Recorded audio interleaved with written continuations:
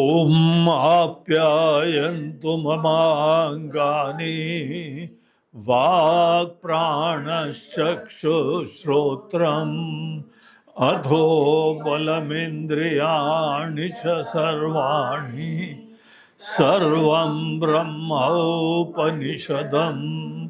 माहं ब्रह्म निराकुर्याम् मा ब्रह्म निराकरोत् अनिराकरणमस्तु अनिराकरणं मे अस्तु तदात्मनि निरतेय उपनिषत्सु धर्मा ते मयि सन्तु ओम शांति शांति।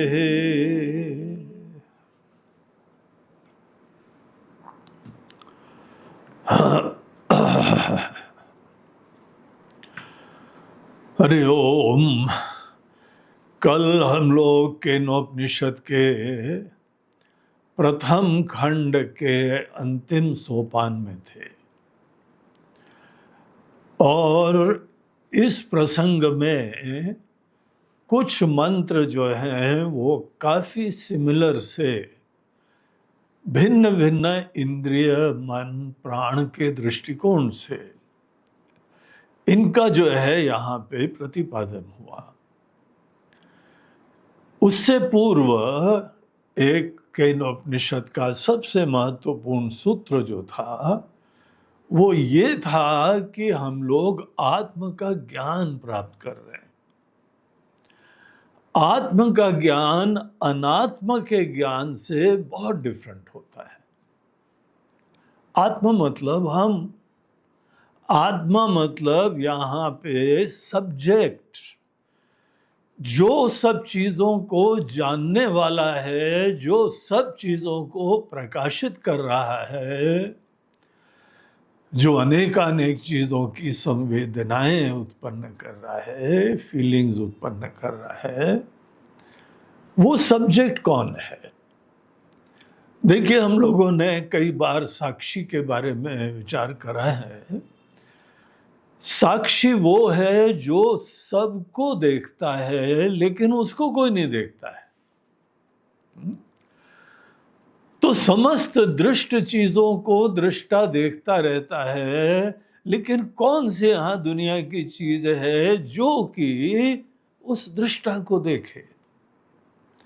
उपनिषदों के अंदर छांदोग्य बृहदारण्यका आदि में ये जरा विस्तार से बताते हैं। और हम लोग को एक जगह वाक्य आता है, विज्ञातारम अरे के न विजानियात, जो सबका जानने वाला है, प्रकाशक है, सबको जो है अपनी प्रकाश स्वरूपता से अवभासित कर रहा है। बाकी सब जड़ हैं। देखिए, दुनिया को अगर हम नहीं जाने तो दुनिया हमको पता ही नहीं लगती। हमारे जानने के बाद ही दुनिया का अस्तित्व होता है और महत्व भी उसके बाद होता है। हम आँख खोलते हैं और सूर्य देवता उदित होते हैं, तब जाके हमको यहाँ पे दुनिया, पेड़ पौधे, नदी नाले, पक्षी, जानवर, लोग, रिश्ते नाते तभी तो दिखाई पड़ते हैं ना। देखिए कितनी महत्वपूर्ण चीज है। आप देखते हैं तब दुनिया दिखाई पड़ती है। दुनिया अपने आप हमारे अंदर घुस के आती है क्या? और अगर कोई भी चीज आपके मन के अंदर उसका महत्व खत्म हो गया, भले कोई चीज सामने खड़ी हो, कोई व्यक्ति सामने आ गया हो, आप बिजी हैं, किसी चिंतन में बिजी हैं, आंखें भली खुली हों, अगर आप कहीं पे इतने एनग्रॉस्ड हैं तो आप कॉन्शियस ही नहीं होते, बाहर की चीज है। एक बार रविंद्रनाथ टैगोर कुछ कविता लिख रहे थे और बहुत सुंदर जो है चांदनी रात थी, उनका ही कोई जो है वो रिश्तेदार, कोई मित्र आया वहाँ पे और उसने खटखटाया, उसने आवाज दी, वो कुछ सुना ही नहीं। तो बेचारा बड़ा मायूस होके, उतारा दिल भी खराब हो गया, इतनी दूर से आए इनसे मिलने के लिए, ये बैठे हुए हैं यहाँ पे सामने और मुड़ के भी नहीं देख रहे।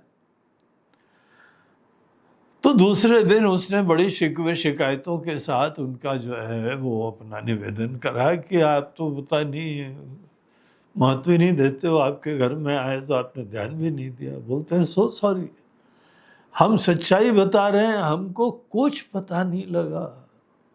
आप यहाँ आए, हम इतने तल्लीन थे और उसी चक्कर में एक हमने कविता लिखी, एक भजन लिखा, वो आपको सुनाए।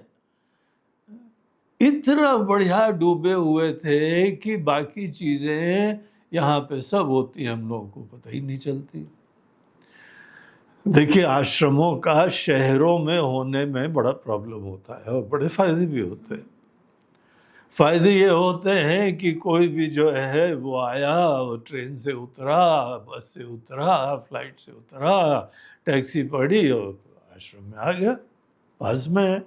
हम लोग को भी कहीं जाना हो तो फट से जो है सब संसाधन पास ही में है, निकल गए। लेकिन अगर ये बिल्कुल ही जंगल में होता तो यहाँ पे तो हम किसी को देख ही नहीं सकते। अनेकों प्रकार के लोगों को आने के लिए कितनी तपस्या और कष्ट करना पड़ता है, और साथ साथ इसके झमेले भी है, बड़े प्रॉब्लम है। कॉलोनी के अंदर अड़ोस पड़ोस है और सब कोई वेदांत के इंटरेस्टेड नहीं होते हैं।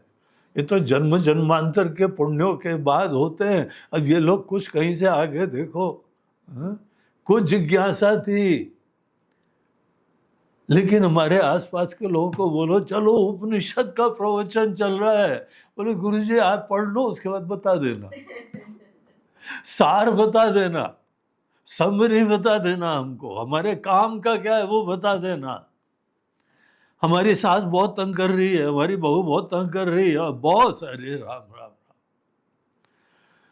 इन लोगों से कैसे निपटना है, कोई सूत्र है इसमें, बता देना।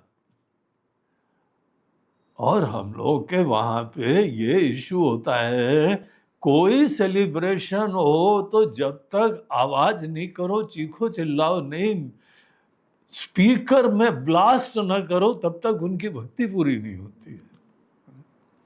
अभी गणेश जी का पर्व पूरा हुआ, वहां पे जो आए सो आए, वो वहां मैदान में कार्यक्रम चल रहा है, लेकिन वो माइक वाइक ऐसे स्पीकर लगाते हैं कि वो अश्योर करते हैं कि यहाँ पे स्वामी लोग बैठे हुए हैं, उनको भजन जरूर सुनाएंगे। अब हम ध्यान कर रहे हैं, हम चिंतन कर रहे हैं, हम पढ़ाई कर रहे हैं, हम क्लास ले रहे हैं, वो पता लगा उनके भजन हमको जबरदस्ती सुनना होता है। लेकिन हम लोगों ने एक ट्रिक सीख ली है, अगर अपने विषय में खूब अच्छी तरीके से तल्लीन हो गए तो बहुत ज्यादा फर्क नहीं पड़ता है, थोड़ी बहुत तो आवाजें आती रहती है। जंगल में भी जाएं तो शेर की भी गुर्राने की आवाज आ जाएगी, चिड़ियों की चहचहाहट की बात आ जाएगी, कोई ना कोई वहां पे आवाजें आती रहती हैं। दुनिया की आवाजें आती रहे, लेकिन हम उसके कॉन्शियस हो या ना हो, ये हमारे ऊपर होता है। अगर हमने महत्व खत्म कर दिया और किसी चीज में हम अच्छी तरीके से लगे हुए हैं, तो यहां कोई हो या ना हो, इसीलिए हम लोग एकांत में भी रह सकते हैं। अपने अंदर एक ऐसी दिव्य सत्ता है, उसके अंदर चिंतन करो, रमते रहो, ध्यान करो, समाधि प्राप्त करो। हम समाधिस्थ भी हो सकते हैं इस दुनिया के बावजूद, इस कलयुग के बावजूद। और हम लोग इंडियंस जो है ना, खासकर हिंदू लोग, मुसलमान भी बहुत शोरगुल करते हैं, बहुत आवाज करते हैं। फॉरेन में तो जहां पे कोई अगर इंडियन हो, उसको निवेदन करा जाता है, please keep your bhajans to your self. और जब तक ढोलक न बजाए, धम धम धम धम आवाज न करे, मंजीरा न बजाए, तब तक हमारा भजन ही नहीं पूरा होता है। हम गए थे कहीं पे दुबई, वहां पे पड़ोस में बोला पाकिस्तानी है यहाँ पे, इतना तंग करता है कि भजन ही नहीं करने देता हमको। और हम जब तक चीखें चिल्लाए नहीं, तब तक भजन ही नहीं पूरा होता है। बोलते पहली बात तो हमको दूसरों के प्रति सेंसिटिव होना चाहिए। हम अपनी तरफ से, दूसरे लोग करेंगे, उनको जो है सेंसिटिविटी की बहुत कमी है। ये धार्मिक मूल्य, ये संवेदनाएं, ये सेंसिटिविटी, ये आत्मीयता, सबके सुख दुख में हम भी वो फील करें, ये बहुत अच्छे गुण है। लेकिन दूसरे करे न करें, क्योंकि सब लोग दुनिया में ज्यादातर अज्ञानी है, ज्यादातर ना समझ है, संसार से ही मोहित है। ऐसे लोगों के बीच में ही रहना पड़ेगा। अगर शहर में आश्रम बनाना है, या तो गुफा ढूंढे जाके, कोई एकांत ढूंढे, पहाड़ ढूंढे, जाके वहां रहें। लेकिन उसकी जरूरत नहीं है। दरअसल एकांत वो व्यक्ति ज्यादा ढूंढता है जो बाकी अनेकों जो भी विषय की अनुभूति की हमको स्टिमुलाई प्राप्त होती है, हम उसको अपने अंदर ब्लॉक न कर पाए। हम अपने अंदर बाकी की संवेदनाएं, हम चाहें तो अपने आप को ऐसे इंसुलेट कर सकते हैं। और ये सिद्धि बहुत काम की है, ये जरूर प्राप्त करो। नहीं तो कब तक अपनी खिड़कियां बंद करोगे, कब तक जो है साउंड प्रूफिंग करोगे। हम उम्मीद करते हैं कि यहाँ पे लोग डिस्टर्ब ना करें, लेकिन कुछ भी लगाओ, बोर्ड भी लगा दो, स्कूल का इलाका है, कृपया शांत रहें, तो कहाँ हो पाता है ये सब। तो ये लोगों के मन की स्थिति है। हमको बहुत ज़्यादा शिकवे शिकायतें कंप्लेंट्स करने की कोई ज़रूरत नहीं है। हमको एक चीज़ पता होनी चाहिए, जब हम किसी चीज़ को प्रकाशित करते हैं, महत्व देते हैं, तभी वो सुनाई पड़ती है। अनेकों चीजें हमको सुनाई नहीं पड़ती। तो एक सज्जन प्रवचन सुन रहे थे बहुत ध्यान से, तो पंडित जी ने सोचा एक आदमी तो राम जी का भगत है कम से कम, पूरा ध्यान से रामायण सुन रहा था।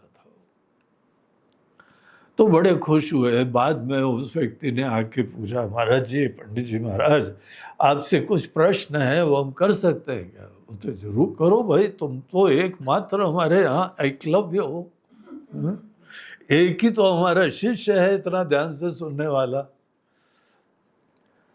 तो बोलते हैं, महाराज जी, बार बार जो है ना आपकी कथा में राम जी, रावण, सीता का नाम आ रहा था, इन लोगों का एग्जैक्टली संबंध क्या था? बोलते हैं, हे प्रभु, ऐसा आदमी सुनता रहे, सुन के भी नहीं सुना, देख के भी नहीं देखा। शंकराचार्य जी बोलते हैं, पश्यन्नपि न च पश्यति मूढ़ः, देख के भी ये आदमी, नालायक आदमी, देख ही नहीं रहा, सुन ही नहीं रहा। तो देखो, ये बड़ी अच्छी बात है, आपके पास भगवान ने ये सिद्धि दी है, देख के भी ना देखो, उसने सिद्ध कर लिया, आपने नहीं करी है वो सिद्ध। आप सुन के डिस्टर्ब हो जाते हो, और अनेकों लोग सुन के सुनते भी नहीं है ना सिद्ध आदमी। उसके चरण पड़ा करो जाके, योगी महाराज प्रणाम है आपको, धन्य हो। एक यहाँ पे रिटायर्ड एक सज्जन वैद्यराज थे, वो आए, बोलते, गुरुजी हम इंदौर में रहते हैं, लेकिन आपकी आज्ञा हो तो शाम को आ जाया करें, सवेरे सवेरे प्रवचन और ध्यान पूजन ये सब कर आके फिर घर चले जाएंगे। नो प्रॉब्लम, मोस्ट वेलकम, आओ। तो रुके। अब आसपास तो सब दूसरे घर गृहस्थी वाले, संसारी लोग, घोर संसारी। तो दूसरे दिन हमारे पास आते हैं, गुरुजी कल रात को पिछवाड़े वाली लाइन में रात को 2 बजे पार्टी चल रही थी, और आपको बताएं उन्होंने क्या बनाया? पालक पनीर। रात को 2 बजे, जस्ट इमेजिन, पालक पनीर। हमने बोला महाराज जी एक बात बताओ, हम भी यहाँ रह रहे हैं सालों से, हमको आज तक नहीं पता लगा कि पीछे ये लोग क्या खाना बनाते हैं। आपको एक दिन में पीछे वाले घर के वहां पे कितने बजे और क्या मेनू हुआ था, क्या खाना खाया, सब आपको पता लग गया। बोलते क्या करें, रात को 2 बजे आवाज आई, वो कहीं बाहर से आए होंगे और वो बोला हाँ फ्रिज में जो है ना पनीर भी रखा हुआ है और ये भी रखा है, बना लो फटाफट। हे भगवान! तो वो भगवान बिजी हो गई और भगवान ने रात को 2 बजे पनीर बनाया। फिर हमें बोला कितने बजे पार्टी खत्म हुई? उसने 3 बजे। हमने बोला महाराज जी ऐसा करो, आप घर में रहा करो, है? आपको आश्रम में आने का कोई फायदा नहीं है, आप बाहर की चीजों को इंसुलेट नहीं कर पाते हो। आपको पहले आश्रम आने से पहले एक सिद्धि प्राप्त करनी है, और खासकर ऐसे आश्रम जो सिटी में होते हैं। कौन सी सिद्धि? पश्यन्नपि न च पश्यति, और सुनने के बावजूद न सुनना, सूंघने के बावजूद न सूंघना। नहीं तो किसी से पूछो, अच्छा आज पूड़ियां बन रही हैं, आज हलवा बन रहा है, और कैसे पता लगा? अब आपको क्या रहस्य बताएं, आपको नहीं सूंघने में आता है तो हमारा क्या प्रॉब्लम है? पड़ोस के घर में क्या बन रहा है हमको यहां से बैठ के पता लग जाता है।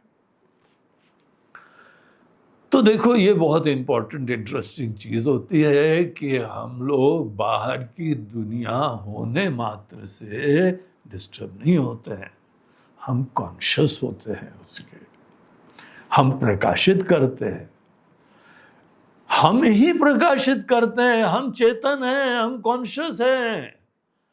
हम न जाने तो कुछ चीज न जान पाए, आप पढ़ाई न कर पाओ, अध्ययन न कर पाओ, चिंतन न कर पाओ, सत्संग न कर पाओ, आप जानोगे तब जाके कोई चीज जानी जाती है। What a greatness! देखो महानता है इस चीज में। ये सब अनुभूतियां दिखाती हैं कि बाहर की चीजें स्वतः हमारे अंदर प्रवेश नहीं करती हैं कभी। हम जब चाहेंगे, जिस चीज को चाहेंगे, उस चीज के हम कॉन्शियस हो सकते हैं, उस चीज का एग्जिस्टेंस होता है, उस चीज का महत्व होता है। तो यहां पे हमारी इंद्रियां जो है वो चेतन है। जैसे दक्षिणामूर्ति स्तोत्र में शंकराचार्य जी बोलते हैं, नाना छिद्र घटोदर स्थित महादीपक प्रभावास्वरम। दीपक रखा हुआ है, उसमें छेद हैं और अंदर जो है दीपक का प्रकाश इन छेदों से निकल रहा है। जो भी चीज उसके लाइन में आ जाती है वो प्रकाशित हो जाती है। आपके शरीर के अंदर भी महादीपक प्रभावास्वरम, एक बहुत ही दिव्य दीपक विराजमान है, चेतन सत्ता विराजमान है। और वो चेतन सत्ता ही इंद्रियों से बाहर निसृत होती है। बाहर जो जो विषय आपके मन के इंटरेस्ट के अनुरूप होते हैं वो आप कॉन्शियस हो जाते हैं, बाकी आप देख ही नहीं पाते। वो दुनिया में भगवान ने बनाए नहीं बनाए कोई फर्क नहीं पड़ता है, और जिसके प्रति महत्व हो जाए आंख बंद करके भी उसी में रमा करते हैं। तो ये हमको दिखाता है कि हम प्रकाश स्वरूप हैं, हम चेतन हैं, हम ही सब चीजों को आलोकित कर रहे हैं। तो इसकी को यहां निमित्त बना के बताया जाता है कि इंद्रियां बहुत सारी चीजों को प्रकाशित करती रहती हैं। तो ये हमारी इंद्रियां प्रकाशित करती हैं, यह हमारे प्रकाश स्वरूपता का सूचक है, ज्योति स्वरूपता का सूचक है। लेकिन यहां श्रुति हमको बताती है तुम बहुत सारी चीजें अपने रुचि के अनुरूप, राग द्वेष के अनुरूप, इंटरेस्ट के अनुरूप तुम कुछ भी जान सकते हो, लेकिन ये देवता रूपी इंद्रियों को भी देवता कहा जाता है, द्योतनवान। और पहले क्वेश्चन में भी यहां इस प्रश्नकर्ता ने, स्टूडेंट ने यही बोला कि महाराज जी कौन देव इनको प्रकाशित करता है?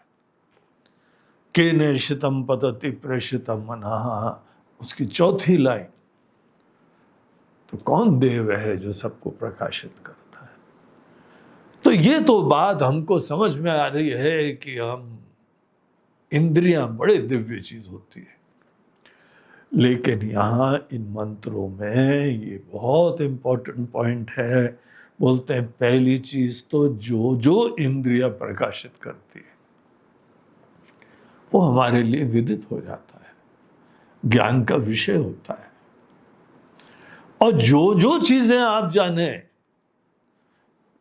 लोग हो, विषय हो, देवता हो, मंदिर हो, तीर्थ हो, पहाड़ हो, पक्षी हो, कुछ भी आप जाने, ये भगवान की माया का विस्तार समझना चाहिए। और ये कुछ भी जो हम जानते हैं वो नित्य नहीं है, टिकाऊ नहीं है, शाश्वत नहीं है, सत्य नहीं है। यहां पे दो प्रकार के पदार्थ हैं, सत असत। हमारी इंद्रियां जिस जिसको प्रकाशित करती हैं वो सब असत है। ना सतो विद्यते भावः, ना भावो विद्यते सतः। सत का कभी अभाव नहीं होएगा और असत दिखेगी कभी टिकाऊ नहीं होगा। तो जो हम इंद्रियों से जान रहे हैं, आपको ये भी एडिशनल नॉलेज होना चाहिए। हम जिस जिस चीज को जान रहे हैं सब परिवर्तनशील है, सब जड़ है, सब मायामय है बड़ी सुंदर। इसीलिए जिसने बनाया है वो कौन चित्रकार है, उसका गुणगान गाओ, भजन गाओ, स्तुति करो, लेकिन है नश्वर सब। भगवान जो है ना चित्रकार भी है, लेकिन जादूगर वाले चित्रकार है। ऐसी जादुई शक्ति को उन्होंने अपना डंडा लेके घुमाया है, शो तो देखने लगा है, लेकिन देखते देखते दृष्ट नष्ट स्वभाव, जो देखते देखते खत्म हो जाता है, ऐसी चीजें बनाई। तो दुनिया के बारे में भी ज्ञान उत्पन्न करो, सब विदित है। जो जो विदित है वो सब मायामय है, अनित्य है। इसीलिए यहां पे वो सूत्र में क्या कहा, अन्य देव तत्विदितात्। विदित चीजें देख के उनको बहुत ज्यादा एंजाइटी का विषय कभी मत बनाओ, लाइटली लो। जो चीज यहां पे अभी दिख रही है अगले क्षण रहेगी नहीं, बहुत ज्यादा चिंता करने की बात ही नहीं है। और दूसरी तरफ से जो यहां प्रकाशक है किसी चीज के द्वारा प्रकाशित नहीं होता है। प्रकाश को कौन प्रकाशित करेगा? आपको कभी बोला जाता है कि देख क्या हो जरा बाहर सूरज निकला कि नहीं निकला, और टॉर्च लेते जाना। टॉर्च ले जाओ सूरज निकला कि नहीं निकला ये देखने के लिए। एक दीपक से क्या दूसरा दीपक प्रकाशित होता है? जरूरत ही नहीं होती। जो यहां महादीप विराजमान है किसी प्रकाश की अपेक्षा नहीं है आपको, सेल्फ रिवीलिंग है वो। पर प्रकाश निरपेक्षत्वम, स्वप्रकाश उसको कहते हैं जो पर प्रकाश की कोई अपेक्षा नहीं रखता है, सेल्फ रिवीलिंग। तो जो सब्जेक्ट है दिव्य है, प्रकाशवान है। और एक चीज ये भी जानो, कोई प्रकाशित नहीं करता, यही सबको जानता है। इसीलिए ये भी मत बोलना कि ये विदित है या अविदित है। आत्मा अविदित की श्रेणी में भी नहीं आती है। क्योंकि तुम हो, क्योंकि प्रकाशित हो रहे हो। पहले हो, उसके उपरांत बाकी कुछ जीवन के कार्यकलाप चालू होते हैं। हमारा एग्जिस्टेंस तो सेल्फ रिवीलिंग है। तो ये आत्मा अविदित भी नहीं है और विदित की श्रेणी में भी नहीं है। ये बहुत अद्भुत सा सूत्र, गंभीर, दिव्य, ऐसा सूत्र हमको एक केनोपनिषद में मिला है। वो वाक्य याद रखना सब लोग, याद रखने योग्य है। अन्य देव तद विदितात अथो अविदितात अधि, ये महामंत्र है। और ये जाप के लिए नहीं है। ये मत बोलना है कि जहां किसी को बता दो ये मंत्र है, महाराज ये कितनी बार जपें। अरे भैया, मंत्र जो है ना सदैव जपने के लिए नहीं होता है। दरअसल मंत्र होता है मननात् मंत्र, मनन करना चाहिए, विचार करना चाहिए। ये पॉइंटर्स हैं, कुछ संकेत कर रहे हैं। तो इस तरीके से हम लोगों को ये सब चर्चाएं बताई। और अब ये जो 5वें मंत्र से, देखिए एक और पॉइंट ध्यान रखना, केनोपनिषद के या कोई भी उपनिषद के जो श्लोक जैसे होते हैं ना, उनको श्लोक मात्र नहीं बोलते हैं, उनको मंत्र बोलते हैं।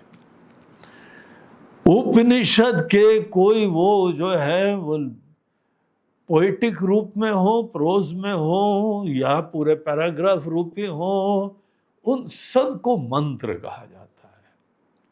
क्योंकि सबके ऊपर मनन करना चाहिए। और जो भी उपनिषदों के ऊपर गहराई से चिंतन करता है, उसकी जो है कुछ ना कुछ दिव्य चीजें पता लगती है।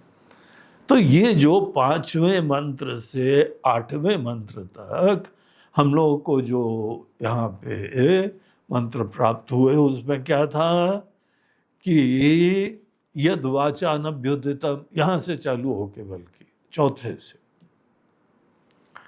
और 8वें तक, ये सब मिला के जो 5 मंत्र हैं, ये काफी सिमिलर है। उन सब के अंदर भिन्न भिन्न लेवल के ऊपर, वाणी के लेवल पे, फिर मन के लेवल पे, फिर चक्षु के लेवल पे, फिर श्रोत्र के लेवल पे, कान, और फाइनली प्राण के धरातल पे। इनको निमित्त बना के हमको कुछ ना कुछ तत्व लक्षित करा जा रहा है। जब भी काफी सिमिलर सी चीजें हों तो उसका ऑब्जेक्टिव ये होता है कि आपको एक्सरसाइज दी जा रही है। यही सिद्धांत आपको हर धरातल पे, भले कोई व्यवहार कर रहे हो, आप बैठे कहीं पे श्रवण कर रहे हैं, किसी का प्रवचन सुन रहे हैं, कोई ऑडियो टेप है, कोई वीडियो है, कहीं पे कान बंद करके कोई ईयरफोन लगा के आप सुन रहे हो ना, आपकी श्रोत्र इंद्रियों के द्वारा कुछ ग्रहण हो रहा है। उस समय या आप कभी सुन रहे हैं, कभी देख रहे हैं, कभी चिंतन कर रहे हैं, इसके समय ये एक्सरसाइज बताई जा रही है। इस चिंतन का बहुत सुंदर दिव्य मसाला है। आप मन के द्वारा किसी चीज का चिंतन कर रहे हैं, बाकी जिस चीज का चिंतन करते हैं उसके बारे में भी रेजोल्यूशन प्राप्त करो, समाधान प्राप्त करो, चिंतन कर लो, जान लो। फिर उसके उपरांत, क्योंकि आप चिंतन कर रहे हैं इसीलिए हम इमेजिन करते हैं कि महत्व का होगा वो। ठीक है, आप जानते हैं क्या आपके लिए इंपॉर्टेंट है, व्यवहार में क्या जरूरी है, आप करो वो काम। लेकिन फिर उसके उपरांत आप थोड़ा फॉल बैक करिए और ये मंत्र का चिंतन करिए। हमारा मन किसी को ऑब्जेक्टिफाई कर सकता है, हमारा मन कुछ विजुअलाइज कर सकता है, हमारा मन किसी के बारे में कुछ सोच सकता है। और यहाँ पे श्रुति बता रही है कि कुछ ऐसी चीज है जहां मन की एंट्री नहीं है, मन उसके बारे में सोच नहीं सकता है। उसके बारे में भी सोचो। यन मनसा न मनुते, जो चीज मन कभी भी ग्रहण नहीं कर सकता है, क्योंकि मन एक ऐसी खिड़की है जो अपने से बाहर की चीजें ही देखा करती है। जो चीज नहीं देख सकती है वो देखने वाला, वो प्रकाशक। देखो, आत्मा के अंदर सब्जेक्ट ऑब्जेक्ट का डिवीजन नहीं होता है। सब्जेक्ट ऑब्जेक्ट का डिवीजन, दृष्टा दृश्य का खंड, ये माया से क्रिएट होता है। और जब जब दृष्टा दृश्य एकदम उत्पन्न हो गए तो उस समय दृष्टा संकुचित होता है, पहले लिमिटेड होता है। और अगर आप संकुचित, लिमिटेड, खंडित हो गए तभी तो आपसे अलग कोई किसी चीज का अस्तित्व होगा। हर एक्सपीरियंस खंडित होने के बाद होता है, फ्रैगमेंट होने के बाद होता है। आप दृष्टा बन जाते हैं, श्रोता बन जाते हैं, मनता बन जाते हैं, विज्ञाता बन जाते हैं, एक संकुचित रोल धारण करते हैं।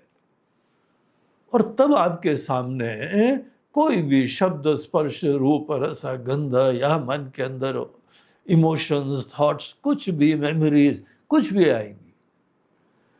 ये सब चीजें मायामय, चेंजिंग है, खत्म हो जाती, आएंगी चली जाएंगी।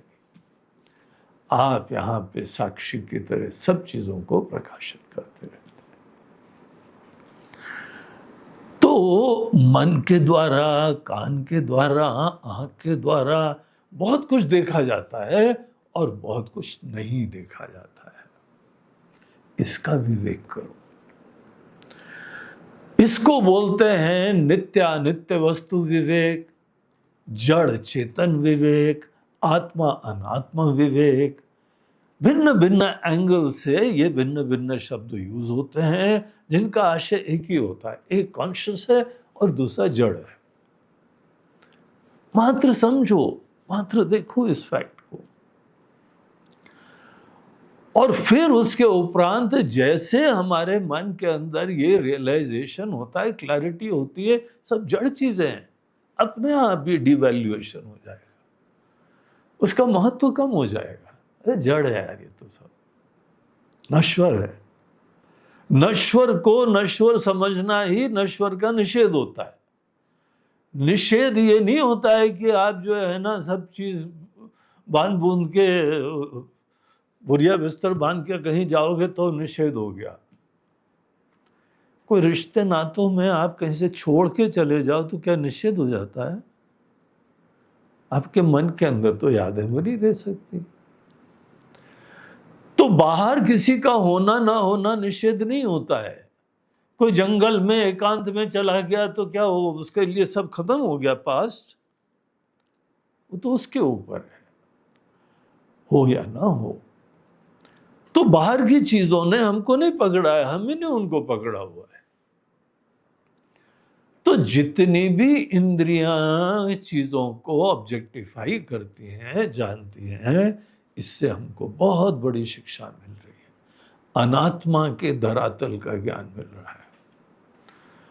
अनात्मा को अनात्मा जानना ही अनात्मा का निषेध होता है। अगर हमारे अंदर अनित्य, अनात्मा, जड़ अभी भी मन में घुसे रहते हैं तो सिंपली बात यह है कि अनात्मा को अनात्मा की तरीके से अभी पूर्ण रूप से हम नहीं जानते, इसीलिए कुछ ना कुछ महत्व बचा हुआ है। हम ही अपने मन को इन चीजों से टोटली डीक्लच कर सकते हैं, फ्री हो सकते हैं, और फिर ये चेतन तत्व रिवील होता रहता है। अगर खंड खत्म हुआ तो अनुभूतियां खत्म हुई विषय के बारे में। केवल ये खंड के अंदर ही, त्रिपुटी के अंदर ही, ये फ्रैगमेंटेशन के अंदर तो दुनिया भर के एक्सपीरियंसेस होते हैं। आत्मा के अंदर सब्जेक्ट ऑब्जेक्ट का डिवीजन स्वतः नहीं होता है। इसीलिए कभी मत बोलना है कि हमने महाराज जी आज आत्मा को देखा। बोलते बहुत अच्छी बात है, लेकिन ये बताओ आत्मा कैसी थी पहले तो उसका वर्णन करो। महाराज जी काफी प्रकाशमय थी, ऐसी लाइट थी जैसे गीता में भगवान ने कहा ना, हजारों सूर्य, हजारों सूर्य का प्रकाश था। आंखें ठीक ठाक हैं कि आंखें तो नहीं खराब हुई तुम्हारी, ब्लाइंड तो नहीं हो गए? बहुत सूर्य को भी आंखों से हमने सुना है एक सूरज को भी नहीं देखना चाहिए, तुम्हारे वहां तो 1000 सूर्य आए थे, गड़बड़ तो नहीं है? नहीं महाराज जी भगवान की कृपा है, सब ठीक ठाक है। अच्छा, अगर वो आया था फिर क्या हुआ, पूरी कहानी सुनाओ। बोलते महाराज जी हम ध्यान कर रहे थे, जप कर रहे थे, फिर धीमे धीमे जैसे सूर्य उदय होता है ना, फ्रॉम अरुणोदय, थोड़ा थोड़ा प्रकाश हुआ, फिर धीमे धीमे इतना ब्राइट हो गया, तब जाके पता लगा आत्मा प्रकाश स्वरूप होती है। आगे सुनाओ, आगे आगे क्या हुआ, आई एम वेरी एक्साइटेड। बोलते फिर धीमे धीमे फेड ऑफ हो गया, फिर चली गई। मैं बोला यार तुम नया उपनिषद बता रहे हो, है? आत्मा आई और आत्मा चली गई, आर यू स्टिल इंटरेस्टेड?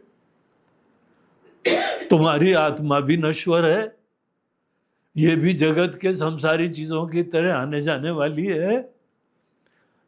तुमको भी मुक्ति चाहिए, उस आत्मा को भी मुक्ति चाहिए, वो आत्मा भी आवागमन वाली है, षड विकारवान वो आत्मा। तो जो आई थी क्या आत्मा रही? बोलते महाराज जी इस तरीके से आप बोल रहे हैं तो आत्मा नहीं थी वो। बोलता है इस तरह से हम क्या बोल रहे हैं, तुम्हारे एक्सपीरियंस एनालाइज कर रहे हैं ना, क्यों इस चक्कर में पढ़ते हो? किन उपनिषद पढ़ो? ये सब जो जो विदित होता है, कितना दिव्य हो, कितना सुंदर हो, कितना डिवाइन हो, माया बहुत डिवाइन चीजें प्रेजेंट करती है भाई, रसमय आनंदमय सब चीजें प्रेजेंट करती है। ये 3 गुणों के द्वारा ऐसी पेंटिंग करती है कि ये बेसिक कलर्स होते हैं ना, जैसे RGB, वैसे ही माया के 3 गुण होते हैं, TRS, तामसी राजसी सात्विक, और इनके द्वारा इन फंडामेंटल गुणों से पूरा दुनिया का निर्माण होता है। तो जो जो चीजें विदित हैं वो सब चीजों को किनारे करना सीखो। हम लोग मोहित रहते हैं उन चीजों से, हमारा ही दिल उसमें भटका रहता है। एक बार ये साफ हो जाए तो कभी भी विदित की श्रेणी में ये हमारा मन, ये कान, ये चक्षु सब केवल बाहर की चीजों के लिए बनाए गए। भगवान को थैंक यू बोलो, ऐसे बढ़िया बढ़िया इंस्ट्रूमेंट दिए हुए हैं, हम माया की चीजों के कॉन्शियस हो सकते हैं, लेकिन माया का दायरा, इंद्रियों का दायरा ईश्वर में नहीं होता है। तो महाराज जी क्या करे फिर, ना जाने क्या? आप ही बोल रहे हो जानो। हाँ? तो आत्मा का ज्ञान प्राप्त करना चाहिए, आत्मा वारे दृष्टव्य, श्रोतव्य, मंतव्य। आप ही ने बोला था, हम जानने लगे तो आप बोल रहे हो जान ही नहीं सकते। मैं बोला जान तो सकते हैं लेकिन इस तरीके से नहीं जान सकते। यन मनसा न मनुते, तो जब जब मन से काम कर रहे हैं ना, तो काम से फ्री होके फिर ये चिंतन करो, यन मनसा न मनुते ये नाहुर मनोमतम, जिसके द्वारा मन काम कर पा रहा है उसको समझो, वो समझने का विषय है, प्रकाशित हो रहा है, दिव्य है, तुम हो ये नाहुर मनोमतम।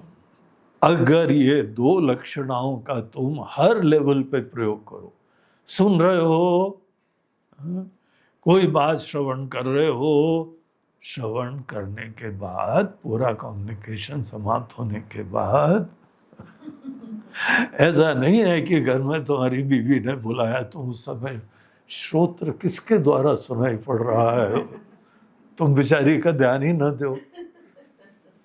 शादी ब्याह करके लाए हो, 7 फेरे करें, तुम्हारे भरोसे है, तुमसे कोई बात कर रही है, तुम बोल रहे हो यश श्रोत्रे न शुनोति, ये ना हो जिसके वजह से कान जो है सुन पा रहा है।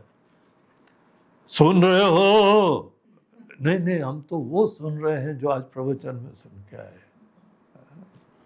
ऐसा नहीं, बाहर की चीजों का उचित आदर सत्कार करते हुए अगर रिश्ता है तो निभाना चाहिए, प्यार से निभाना चाहिए, दूसरे को इज्जत दे के निभाना चाहिए, महत्व दे के निभाना चाहिए। लेकिन जब फ्री हो जाओ तो ये चिंतन करो, आंख से जो देखना है देखो। बहुत दिव्य चीजें हैं, तुम्हारे काम धंधे की, तुम्हारे घर बार की, तुम्हारे अनेकों धर्म की, तीर्थ की, कितनी अच्छी अच्छी चीजें होती हैं। तुम देखो आंख से, प्रकृति के नज़ारे सबसे बढ़िया, प्रकृति भगवान का जो है सबसे बढ़िया मंदिर होता है। हम लोग यहाँ जाते हैं कई बार जंगल में, तो एक जगह वहाँ फॉरेस्ट वालों ने बड़ा अच्छा कोटेशन लिखा रखा था, forest is the temple of God. हमने तो उसकी फोटो खींची और सबको शेयर करा, देखो कितनी बढ़िया बात। बोलते महाराज जी कोई मूर्ति तो दिखाई नहीं पड़ी। मैं बोला तुम बांगड़ू आदमी हो, बांगड़ू, you can't see the divinity there.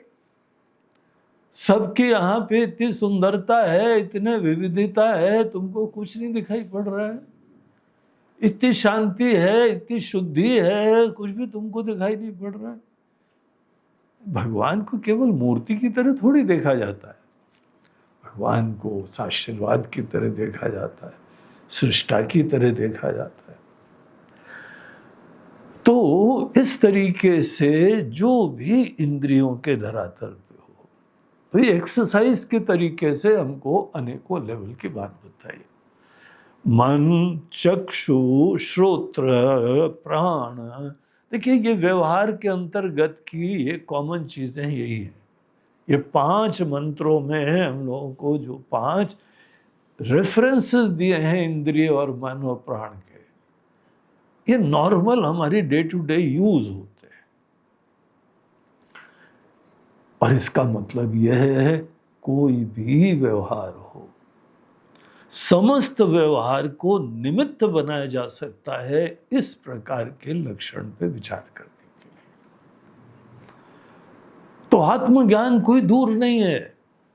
आत्मज्ञान हमारे समस्त, जब तक जिएंगे, कोई जीवन मुक्त भी शरीर रहता है उनका, ज्ञानी लोग स्थित प्रज्ञ का, उनका भी तो शरीर रहता है ना। जीवन मुक्त तो बोलते ही उसको है, जीते जी उन्होंने ब्रह्म का ज्ञान प्राप्त कर लिया है। तो वो भी खाते हैं, पीते हैं, घूमते हैं, प्रवचन देते हैं, ग्रंथ लिखते हैं, उपदेश देते हैं, हमारी ये पूरी परंपरा को चलाते हैं। मतलब ये सब कार्य वो लोग भी करते रहते हैं। भगवान के अवतार देखो, सब कार्य हम लोग जो करते हैं, खाते पीते, उठते बैठते, सबका सेवा करते हैं, आशीर्वाद देते हैं। तो व्यवहार इस तत्व को बाधित नहीं करता है। हमारे किसी भी व्यवहार के अंतर्गत हम लोग इन चिंतनों से, इन मंत्रों के माध्यम से एक ऐसी दिशा प्राप्त कर सकते हैं जो यहां पे मैं की तरफ पॉइंट आउट कर रहा है। और ये जितने मंत्र हैं, पता है ये क्या है? ये हमारे आपका परिचय है, हमारी असली आइडेंटिटी है। ये जिसको बता रहे हैं कि ब्रह्म है, वो हम सब लोग ब्रह्म हैं, वो कॉन्शियसनेस है, इन्फिनिट है। सत्यम ज्ञानम अनंतम ब्रह्म, वो ब्रह्म, वो कॉन्शियसनेस जो सत्य है, टाइमलेस, ज्ञान है, सेल्फ इफल्जेंट, अनंत है। स्पेस के लिमिटेशन नहीं, टाइम के लिमिटेशन नहीं, किसी और प्रकाशक की अपेक्षा नहीं। ऐसे तत्व को जानना, इसको ब्रह्म का ज्ञान कहते हैं। और आप इस तत्व को जान सकते हैं in spite of your body, in spite of any living. हाँ, माइंड फ्री होना चाहिए, मन संन्यास्त होना चाहिए, वो बहुत आवश्यक होता है। पूरी गीता में भगवान अर्जुन को बताते हैं, अर्जुन पहले त्याग का आश्रय लो, फिर संन्यास होना पड़ता है। 18 चैप्टर का तो ऑब्जेक्टिव यही है। कर्म फल के प्रति कोई भी महत्व हो तुम्हारा खत्म हो जाए, उसको त्याग बोला गया गीता में। एंजाइटी खत्म हो जाए, भगवान पे भरोसा करके कर्म फल प्राप्त करो। जब जब कर्म फल आता है तो ईश्वर का प्रसाद की तरह से प्राप्त करो, वो त्याग है। और संन्यास है कि कामना ही ना हो, बाहर की चीजों की कामना समाप्त हो जाना, उसको संन्यास कहा है। संन्यास होना बहुत आवश्यक है वेदांत के लिए। बाहर की चीजों की कामना अभी भी थोड़ा बचपना है, अभी भी अनेकों चीजों के प्रति मोह है, उसको हमें रिजॉल्व करना पड़ता है। और जैसे जैसे हम ग्रो करते हैं, हमको अनेक अनेक चीजों का ज्ञान होता जाता है, उसकी फ्रेजिलिटी पता लगती है, उसकी नश्वरता पता लगती है, उसकी सुपरफिशियलिटी पता लगती है, और हमारा महत्व खत्म होता जाता है। ये महत्व अंदर खत्म होना चाहिए, बस फिर वेदांत का ज्ञान हमको ब्लेस कर सकता है। तो इस तरीके से ये यहाँ अभ्यास हर धरातल पे आप सब लोग करते रहिए। यही यहाँ पे एक काफी सामान्य कुछ समानता वाले मंत्र हम लोगों को यहाँ पे बताए गए हैं। अब चलिए, इसके साथ हमारा पहला खंड समाप्त होता है, और दूसरे खंड की आपको आज हम थोड़ी सी भूमिका बनाते हैं और मंत्र भी पढ़ेंगे हम इसको। उसमें यह है कि जब इतने सुंदर क्लियर कट पॉइंटर्स किसी जो है गुरुजी ने हमको किसी शिष्य को प्रदान करे, तो देखिए हम लोग को भी अपने एक दिशा मिल रही है, क्लैरिटी मिल रही है, और एक डायरेक्शन प्राप्त हो गया कि मैं का ज्ञान कैसे होता है। मैं तो सतत विराजमान होता है, न वो अविदित है और न ही वो कोई ऑब्जेक्ट की तरीके से ज्ञात है, सदैव सब्जेक्ट की तरीके से है, रिवील होता रहता है। तो ऐसे तत्व को जानने के लिए कैसे मोड़ना चाहिए, हर लेवल के ऊपर मोड़ना चाहिए, सतत मोड़ना चाहिए, फिर अभ्यास होता रहता है।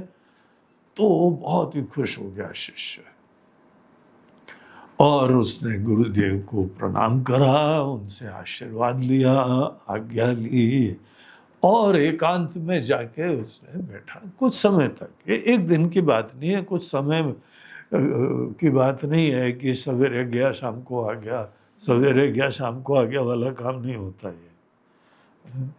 हाई स्कूल पास करने के लिए 10 साल लगे, 10th बोलते ना तभी, क्योंकि 10 साल मिनिमम लगते, और कॉलेज वॉलेज पढ़ने के लिए तो और कितने साल लगे, तब जाके बीए करा हमने।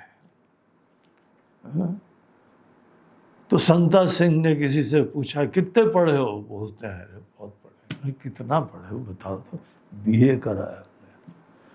बोलते हैं वाह यार, इतना बोल रहे हो, पढ़े हैं, 2 अक्षर पढ़े हैं वो भी उल्टा, बीए। अरे कम से कम ए भी बोलते तो समझ में आता, पढ़े हो बीए, इतने पढ़े हो तो इसीलिए ये बाहर का ज्ञान जब हम इतने सालों में पढ़ते हैं, उसके बाद फिर पोटेंशियल अनएम्प्लॉयड व्यक्ति होते हैं हम, एम्प्लॉयमेंट के लिए सक्षम है लेकिन नौकरी मिल नहीं रही है महाराज जी। तो बाहर के ज्ञान में वर्षों लगाने के बाद फिर यही हाल होता है। अब ये सोचो कि हमने एक प्रवचन सुना और 1 हफ्ते का सुना और 10 दिन का कैंप अटेंड कर लिया, अब तो हम ब्रह्मज्ञानी होके आए। हो भी सकता है, नहीं भी हो सकता, हमको कहने वाले नहीं है। तो डिपेंड करता है उसका माइंड कैसा है, कितना सूक्ष्म है, कितना उसने स्पष्टता से जाना है। लेकिन ये स्टूडेंट गुरुजी की कुटिया थी, तो उसी से पास में जाके उसने अपनी भी कुटिया जमाई, आसन डाला और वहां पे इसी मंत्र पे काफी अच्छी तरह चिंतन करा। और फिर उसके उपरांत बहुत खुश हो गया, मन के अंदर बड़ी संतुष्टि हो गई, बड़ी धन्यता हो गई, और फिर गुरुदेव के पास वापस आया। उनके पास आके बड़ी कृतज्ञता की अभिव्यक्ति कर रहा था, महाराज जी आपकी कृपा से I have understood this very nicely, और very is underlined, very nicely। महाराज जी आप बताने वाले हो तो क्यों नहीं समझ में आएगा, आपकी कृपा है। ऐसे हमको बहुत सारे लोग मिलते हैं। कई बार तो व्हाट्सएप के ऊपर भी एक चर्चा करी, हमने ये समझाया, बोलते आई हैव अंडरस्टूड वेरी वेल। बोला यार हमने अभी पूरी बात भी नहीं बताई इसको, और ये एक लाइन में हमको रिप्लाई कर रहा है अंडरस्टूड वेरी वेल। उसी कैटेगरी का स्टूडेंट था इनका भी, केनोपनिषद का स्टूडेंट उसी लेवल का था। कुछ दिन तक रहा। जंगल में रहना भी बहुत ही जो है वो चैलेंजिंग होता है। वहाँ नदी में नहाना जाके फिर वहीं पे कुछ खाना वाने का जुगाड़ करना, नहीं तो पड़ोस के गांव से जाना और भिक्षा मांग के लाना, तो it's not an easy life. बहुत ही टफ लोगों के द्वारा, तपस्वी लोगों के द्वारा ही ये संभव होता है। तो इस तरीके से अब हमने अपने गुरुदेव की उपनिषद की किताबें उनके ऑफिस में, उनके कमरे में, अब हम वहाँ पे चिन्मय मिशन में सीनियर स्वामी लोगों में थे, आचार्य थे, तो एक्सेस था हमारा। तो रूम में जाके वहाँ पे उनके एक सेवक शिव रमन हुआ करते थे। बोला शिव रमन जी कोई गुरु जी की किताबें कहाँ रखी है, जरा दिखाओ तो। बोलते नहीं वो डिस्टर्ब नहीं करना। बोला नहीं करेंगे, बिल्कुल प्रॉमिस बाय गॉड, हम छुएंगे नहीं, कुछ नहीं करेंगे, आप दिखा तो दर्शन करना है हमको। तो बोला ठीक है। तो दिखाए तो उसमें उपनिषदों में छोटे छोटे अक्षरों में वो बताते थे, कॉपी भी नहीं होती थी हम लोगों के पास, तो बुक के ही साइड में नोट्स लिखे होते थे, और पेन भी खत्म हो जाता था, कहीं पेंसिल से लिखा है, कहीं पे बॉल पेन से लिखा है, कहीं कैसे लिखा है, उसी से काम चलाते थे। और भोजन के लिए तो स्वामी तपोवन जी महाराज तो बोलते थे भैया हमारा कोई आश्रम व अन्न क्षेत्र थोड़ी चलता है, जाओ वो पास में उत्तरकाशी गांव है, जाओ वहाँ जाके भिक्षा मांग के लाओ। और अब तुम जा रहे हो तो फिर थोड़ा डबल ले आना। दोनों गुरु शिष्य खा लेंगे। तो न भोजन की व्यवस्था, न रहने की व्यवस्था, न किताब की व्यवस्था, ऐसे में वो वहाँ रहते थे। वो तो तब भी शहर के पास, ये तो ऋषि थे, जंगल में रहते थे। तो भी ये स्टूडेंट वहाँ पे जाके रहा, चिंतन करा, और कुछ ना कुछ क्लैरिटी हुई, उसके पॉइंटर उसने बहुत अच्छी तरह समझा, जहाँ पे जब आपकी कृतज्ञता, थैंक्स के अभिव्यक्ति होने लगे, तब आपके अंदर कोई आनंद आया है, पता लगता है, नहीं तो किसी को कैसे कल्पना हो। तो इस तरीके से वो आया गुरु जी के पास और बड़ी कृतज्ञता अभिव्यक्त करने लगा। Maharaj ji I have understood very well. तो जब उसने वेरी वेल बोला, बहुत अच्छी तरह जान लिया, तब उन्होंने एक विशेष उसको स्टेयर दिया। बहुत अच्छी तरह जान लिया, बहुत अच्छी तरह। तो फिर ऐसे उसको बोला बैठो, अब तुमको हम एक नेक्स्ट चैप्टर सुनाते हैं, अभी तुमने नहीं जाना। तेरे महाराज जी कैसे आप बोल रहे हैं? हमको अनुभव हुआ, हम आनंद में, हमको क्लैरिटी हो गई, रेजोल्यूशन हो गया, समाधान हो गया, हम खुद आनंद में रम रहे हैं। तो बोलते हैं हम कुछ बताना चाहते हो, ध्यान से सुनो। अगर कोई व्यक्ति बोलता है कि हम बहुत अच्छी तरह जान गए, देखो ये वाक्य का क्या इंप्लीकेशन होता है। ये पता लगता है कि उसका ज्ञान केवल बौद्धिक हुआ है, इंटेलेक्चुअल नॉलेज। इंटेलेक्चुअल नॉलेज, परोक्ष ज्ञान और अपरोक्ष ज्ञान में कुछ डिफरेंस होता है। तुम अच्छे सिंसियर हो, डेडिकेटेड हो, तुमने चिंतन करा, तुमने तपस्या करी, ध्यान करा, जो भी करना है, श्रवण मनन जो भी करना था करा तुमने, यही तुम्हारी डेडिकेशन, श्रद्धा का सूचक है। लेकिन ये पॉइंट तुमको क्लियर होना चाहिए, इंटेलेक्चुअल नॉलेज और डायरेक्ट रियलाइजेशन में क्या भेद होता है। दोनों ज्ञान होते हैं, दोनों हमारे अंदर ज्ञान कहलाते हैं। वो अब कोई ब्रह्म ज्ञानी हो गया तो उसमें भी ज्ञान होता है ना कुछ, और जो बहुत ही अच्छा विद्वान है, पंडित है, उसके अंदर भी ज्ञान होता है। केवल इंटेलेक्चुअल नॉलेज और डायरेक्ट रियलाइजेशन का जो नॉलेज होता है, उसमें भेद क्या होता है, ये बहुत इंपॉर्टेंट पॉइंट है। वो हम तुमको यहां पे आगे बताएंगे। तो इस विषय से कनेक्टेड, जहां पे बहुत सारे लोग होते हैं, जिस लेवल पे ये स्टूडेंट था ना, कई बार हम लोग अपने आप को भी उसी लेवल पे देख पाते हैं। जी वर्षों तक सुना है हमने, I have not missed any camp. हम जाते रहे, प्रवचन सुनते रहे हैं, उसके बाद चिंतन करते रहे, नोट्स लिखते रहे, हम बहुत उसके ऊपर मेडिटेट करते रहे। वेरी गुड, यही तरीका होता है। लेकिन ये तरीके में पहले इंटेलेक्चुअल क्लैरिटी होती है, जो कि होनी चाहिए। हमारे अंदर अज्ञान, हमारे अंदर संशय, ये सब चीजें हमारे ही अंतर्गत की चीजें हैं, जो धीमे धीमे चिंतन से क्लियर होती है। और जहां पे इंटेलेक्चुअली हम बहुत अच्छी तरह से समझने लगते हैं, intellectual knowledge is very interesting, उसे विजुअलाइजेशन हो जाता है। हम कुछ भी विजुअलाइज कर पाते हैं। जो यहाँ शास्त्र ने, अनेकों मंत्रों ने, अनेकों गीता आदि के श्लोकों ने हमको कुछ पॉइंटर दिए हैं, हम आंख बंद करके पूरा विजुअलाइज कर पाते हैं, समझ पाते हैं। और ये जो विजुअलाइजेशन होता है, ये इंटेलेक्चुअल नॉलेज होता है। हमारी अनेकों मेमोरीज होती हैं, हमारी अनेकों अनुभूतियां होती हैं, हमको आनंद भी आता है, खुशी भी मिलती है, मन की शांति भी मिलती है। ये शांति मिलने का काम वैसे तो बहुत इनिशियल स्टेजेस में होता है। जो भजन भी करने लगे तो शांति वांति का इशू नहीं रहता है। कोई आए बोले महाराज जी बड़ा मन अशांत है, तो उसको ABC से चालू करो, KG से चालू करना है तुमको।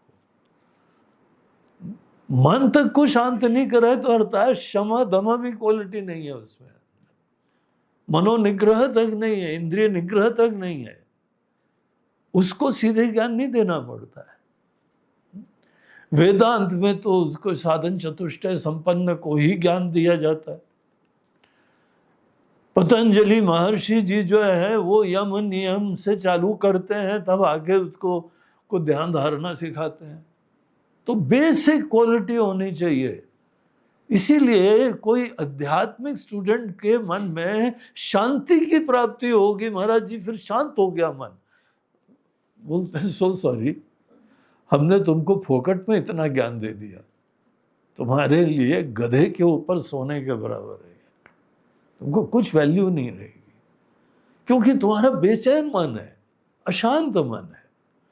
अशांत व्यक्ति वेदांत का श्रवण नहीं कर सकता है, वो अधिकारी नहीं होता है।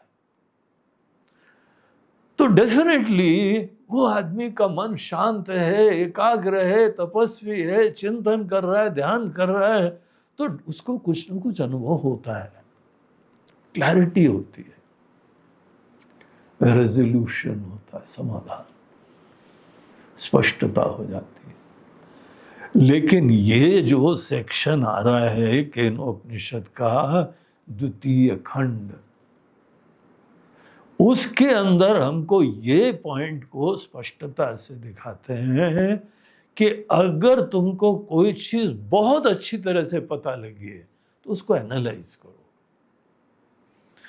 क्योंकि वो ज्ञान डेफिनेटली केवल इंटेलेक्चुअल एक कंसेप्शन होता है। वो ज्ञान जहां पर भी हमने बोला बहुत अच्छी तरह जान लिया, तुमने जो जान लिया, हमने भी कुछ जान लिया तुम्हारे बारे में। महाराज जी क्या जाना, अभी तुमने बताया ही नहीं आपको। नहीं, हम बताने की जरूरत नहीं है, हम समझ गए कि कल्पना है, बौद्धिक ज्ञान है, परोक्ष ज्ञान है, इंटेलेक्चुअल इंफॉर्मेशन है। इंफॉर्मेशन से मुक्ति नहीं होती है। आपको इंफॉर्मेशन प्राप्त करना कि यहाँ पे खजाना गड़ा हुआ है, वो इंफॉर्मेशन से कुछ हुआ क्या? इंफॉर्मेटिव नॉलेज एक डायरेक्शन देती है हमको। इंफॉर्मेटिव नॉलेज गूगल मैप की तरह होती है, इस दिशा में जाना है, आगे ये है, आगे वो है, ये पूरा रास्ता दिखाती है। और ये अच्छा है, आवश्यक है। और दूसरा कोई कम्युनिकेशन का माध्यम भी नहीं है। हम इंटेलेक्चुअली ही जो है कम्युनिकेट करते हैं, संवाद बुद्धियों के द्वारा होता है, उसी के बीच में होता है। इसीलिए इंटेलेक्चुअल क्लैरिटी होनी ही चाहिए। लेकिन ये ज्ञान, बौद्धिक ज्ञान जो है प्रेरक होता है, आपको फिर आगे किसी चीज के लिए प्रेरणा देता है, जिसके द्वारा आपको कुछ फिर पॉसिबली रियलाइजेशन हो जाता है।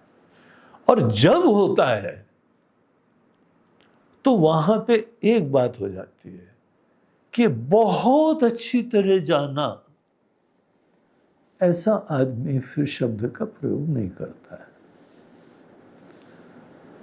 बोलते हैं महाराज जी वेरी डेंजरस। बोलते हैं डेंजरस नहीं, इट्स अ रियलिटी। आत्मा को तुमने बहुत अच्छी तरह जाना, तुम मतलब समझ रहे हो?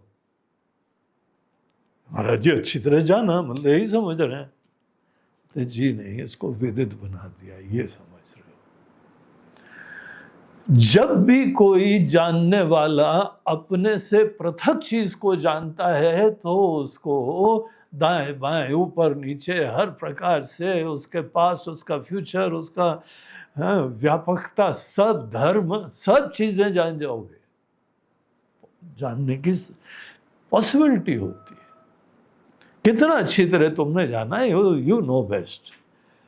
लेकिन हाँ, इतना पता लगता है, तुमने बोला है कि बहुत अच्छी तरह जान गए, तो तुम्हारे मन में कोई जिज्ञासा थी, एक इंटरेस्ट था, कुछ उतना तुमको स्पष्ट हो गया है। But this is not the reality. इसीलिए बड़ा सोच समझ के यूज करना। गुरु जी के पास जाके थैंक यू जरूर बोलना। Guru ji thank you very much, I have been enlightened, now I know very well. बोलते बैठो नालायक। वेरी वेल, आज तक बेटा हम वेरी वेल जानते नहीं हो, तुम वेरी वेल जान गए। हम उसको अपने से पृथक विषय की तरह नहीं देख पाए। हमने हैंड्सअप कर दिया था ना, न विद्मो न विजानीमो यथा एतद अनुशिष्यात्, मंत्र नंबर 3। हम आज तक उसको बहुत अच्छी तरह जान नहीं पाए। और ये महाराज आए हैं, बोलते हैं Maharaj ji thank you so much, very well. आपका प्रवचन is very enlightening and I have revealed today I am going back ब्रह्म ज्ञानी। भगवान ने चाहा तो दोबारा दर्शन हो गए। अब काम हो गया, अब जा रहे हैं। उससे चुपचाप बैठे रहो यार। आगे सुन लो, आगे तुम्हारे बड़े काम की चीज है। तुम्हारे इंटेलेक्चुअल डोमेन से तुमको आगे ले जाने की बात है।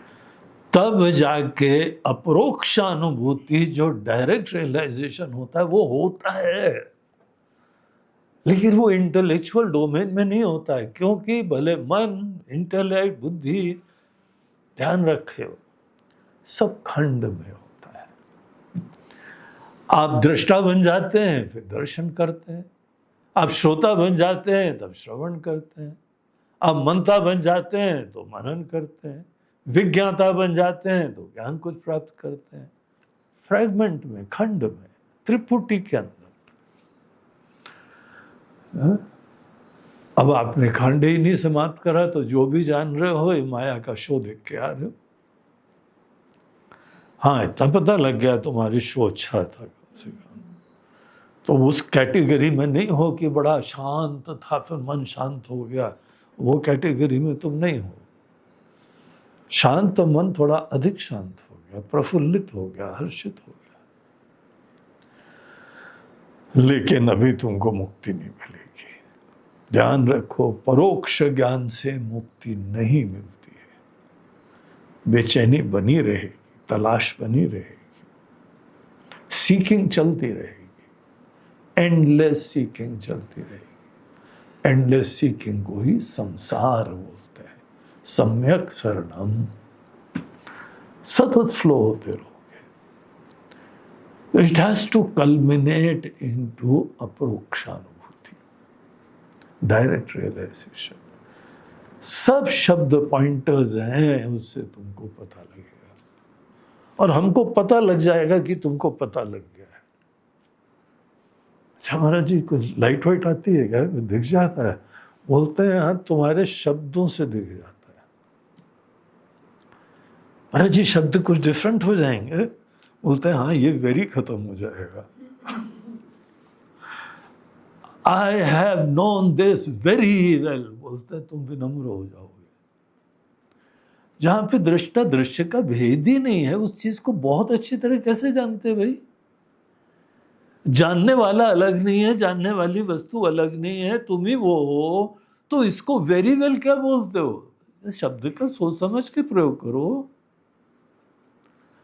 जहां वेरी वेल बोलते हो, तुमने ऑब्जेक्टिफाई करा है, तुम्हारे अंदर एक अभिमान हो गया है। अभिमान का भी सूचक होता है। तो इसीलिए बड़ी कठिन है डगर पनघट की। ये पनघट की डगर थोड़ी सी खतरनाक है, सोच समझ के चलो। महाराज जी फिर आगे क्या कैसे होता है?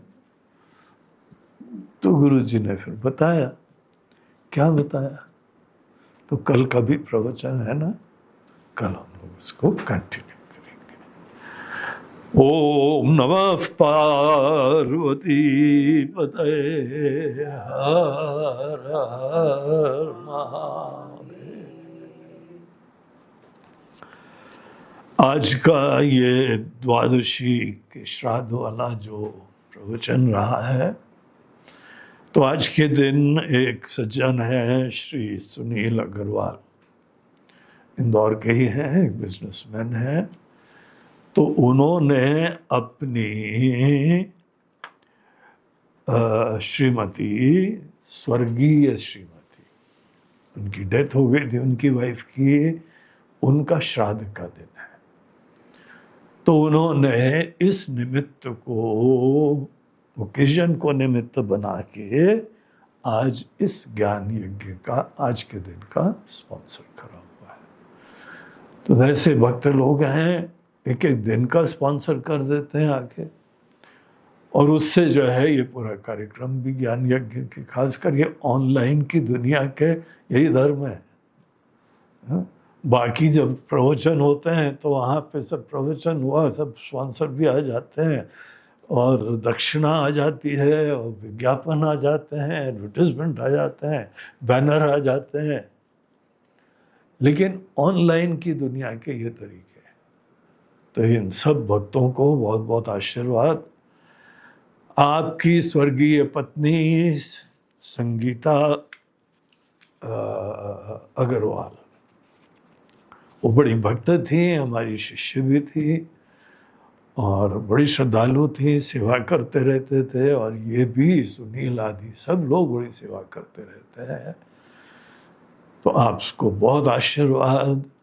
और आपकी दिवंगत पत्नी के बारे में ईश्वर से भी हमारी प्रार्थना है कि उनका मंगल हो, और आप सब परिवार के लोगों के ऊपर भी उनका आशीर्वाद और स्नेह बना रहे। ओम नमः पार्वती पतये हर हर नर्मदे हर। बोलो गंगा मैया की।